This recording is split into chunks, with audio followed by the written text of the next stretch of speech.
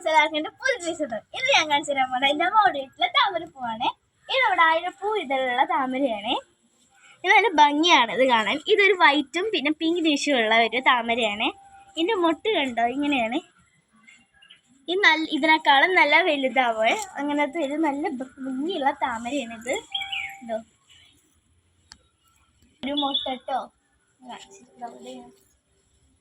അതിങ്ങോട്ട് നമുക്ക് ഒറ്റപ്പൂക്കളത്തിനൊക്കെ നടക്കായിട്ട് ഓണത്തിനൊക്കെ നിറച്ചത് വിരിയണേണ്. ഇതിനേക്കാളും മുന്നേ ഇതിൽ ഒരെണ്ണത്തിൽ ഒരു ദിവസം 15 എണ്ണമൊക്കെ വിരിഞ്ഞിട്ടുണ്ട് കേട്ടോ നമ്മുടെ അടുത്ത്.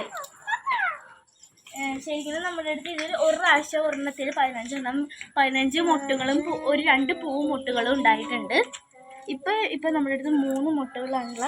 ഇതുണ്ടോ അതിൻ്റെ കുറേയൊക്കെ ഉണങ്ങിയിട്ട് പോയിട്ടുണ്ട്. ഇതിൻ്റെയൊക്കെ നല്ല ഭംഗിയാണ് ഈ ഒരു പൂവിൻ്റെ ഇത് കാണാനായിട്ട്. ഇതിൻ്റെ ഇതളുകൾ കൊഴിഞ്ഞ് കൂടി ഇങ്ങനെ വീണെടുക്കാറുണ്ട് കേട്ടോ. ഇതിൻ്റെ തന്നെ വേറൊരു പ്ലാന്റ്, ഇതിൻ്റെ തന്നെ സെയിം നമ്മുടെ അടുത്ത് വേറൊരു പ്ലാന്റ് ഇവിടെ ഉണ്ട് കണ്ടോ. അത് സെയിം ആണ് ഉള്ള അതിൻ്റെ മൊട്ട്. ഈ വിരിഞ്ഞ എന്ത് ഭംഗിയാണെന്ന് അറിയാം, നല്ല ഭംഗിയാണ്. അതേപോലെ തന്നെ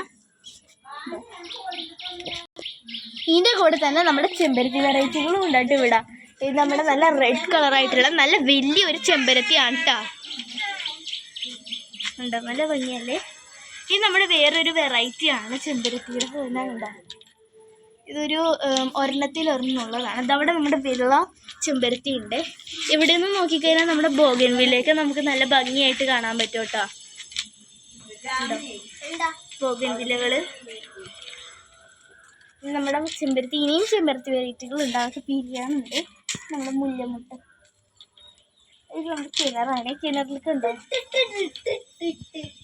ഈ ഒരു പായൽ നമ്മുടെ നിറച്ചുണ്ട് കേട്ടോ. ഇതിൽ താമര ഇട്ടാൽ നല്ല രസമായിട്ട് പൂത്ത് നല്ല ഭംഗിയായിരിക്കും കാണാൻ.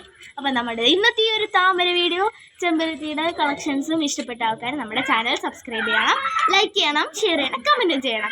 അപ്പോൾ ഇതേപോലെ ഞാനൊരു പുതിയൊരു വീഡിയോ വീണ്ടും വരും. നമ്മുടെ ചാനൽ സബ്സ്ക്രൈബ് ചെയ്യാൻ മറക്കരുത്. ടാറ്റാ.